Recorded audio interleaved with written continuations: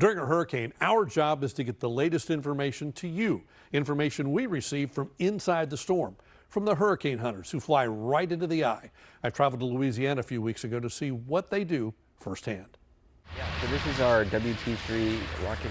So Orion, it's a hurricane hunter that we take right into the storm. We often get asked, are you going above the storm? No, we're going right through it. So this airplane flies at 8,000 to 10,000 feet.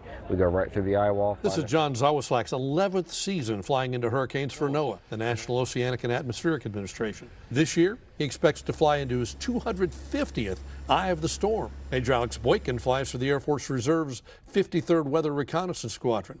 They're proud of their planes, too. I've got 4 jet engines running my propellers, but us and NOAA, the P3, who also fly in with us, we use the turboprop because it can take the water, the extreme participation amounts in the eye wall and not flame out. If you took a turbofan engine, like on a 737 or a Learjet, things out here, you're going to flame that engine out and you're going to become a real quick heavy boat anchor. Sarah Olson is a flight meteorologist for the Air Force. She rides in the back, gathering information. So we've got a bunch of different sensors on the plane. Our main one we use is called a dropsonde. I like to tell people it's kind of like a weather balloon in reverse.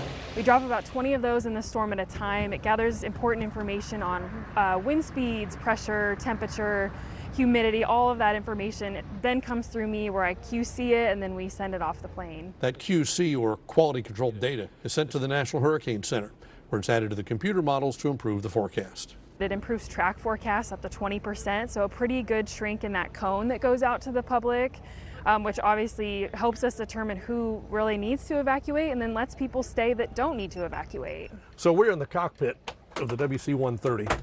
That's the Air Force plane that flies into these hurricanes. They'll fly 10 to 12 hours sitting in this seat, flying through the hurricane, all kinds of figures through the hurricane, and then back out. The guys are running the throttles, they're steering, they got the pedals, all these controls. They do that so the guys in the back, the guys and girls in the back, can collect weather data to send back to the National Hurricane Center to really better understand the storm, whether it's strengthening or weakening, everything we need to know about the storm. The NOAA P3 also has a tail Doppler radar. So every time we pass through, the Hurricane Center can actually see how the eye wall is changing. Maybe in a way that's degrading, other times maybe in a way that tells them that the storm could be strengthening. As you might expect, it's not always smooth flying in hurricanes. Last year's Hurricane Melissa flight near Jamaica was one of the worst. There goes the fence. Holy cow. But we essentially flew through a mesovortice. That's basically a tornado within the eye wall. And we lost significant altitude. We thought we had over-G'd the aircraft. We had both positive and negative Gs in a very short time span, losing about 1,500 feet. And what I would classify as extreme turbulence. Everything in the cargo compartment went flying. And while everyone was okay, the storm did leave a mark. One of the water bottles that was in one of the flight bags actually came up and like smacked me in the face and gave me a black eye. So it's kind of a running joke that I got a black eye from a hurricane. But the crew had to circle inside the eye for more than 30 minutes before finally finding a way out so they could go back home.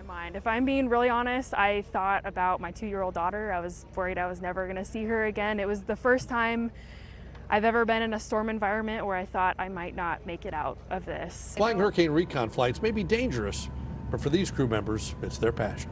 Oh, I love my line of work. There have been flights I certainly come down, and I always say like it's the silence of the radio on the drive home. Last year, Hurricane Melissa was the one where you kind of come down and you say, what just happened? And then I've been through a hurricane in this thing, Hurricane Sally, as it was making landfall, as it was hitting my own house. So that was a unique feeling. So I know the impacts, and to be able to do something that directly helps our friends, our community, our families is really fulfilling. As we head into the 2026 hurricane season, forecasters are calling for a slightly below normal season with 13 named storms, 6 hurricanes, and 2 major hurricanes. The development of a strong El Nino in the Pacific is the biggest factor in that forecast. The warmer than normal water in the Pacific changes the wind patterns enough to create strong shear in the Atlantic, which makes it difficult for storms to grow.